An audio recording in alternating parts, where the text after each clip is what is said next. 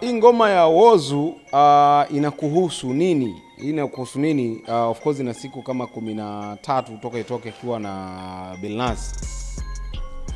Kiukweli mimi katika hii ngoma kilichonivutia ni huu bunifu ambao upo kwenye hii ngoma wa kuwatumia mastaa wenzake wa kike. Kwenye video lyrics ya hii ngoma amewatumia mastaa wa kike kina Lulu Diva, Test Chocolate, kana Masha Love. Watu maarufu wa kike kwenye hii ngoma amewatumia zaidi, na wao ndio wanaimba kile ambacho akina Rita ambacho Whozu anakizungumzia. Lakini ukija kwenye page yake Instagram pia ameanza video challenge ya hii ngoma na anajiposti akiwa na manguo fulani mekundu, kitu ambacho kinaleta attention.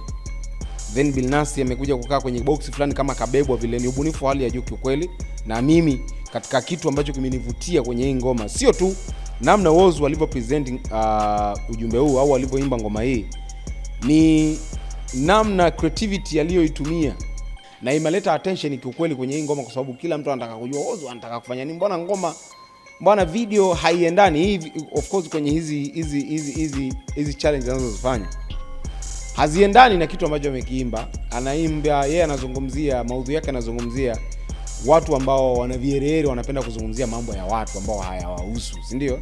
Lakini ukija kwenye hii ngoma ameigiza ni kama mtu fulani mwanga, unajua wale wanga wale kama uchawi fulani, unajua. Kwa hiyo inawezekana katika kitu amekuaza watu wamzungumzie ni kuweza kuwatumia mastaa wa kike, waigizaji, ma content creators, umeelewa vizuri, wasanii wa kike kwenye hii ngoma. Then ukiangalia anachokitumia kwenye challenge ya nyimbo kwenye YouTube yake hajaposti. Yeye amevaa yale mango mekundu na Billnass na vitu kama hivyo. Kwa hiyo ngoma ni nzuri, ngoma imechangamka, ujumbe unajieleza.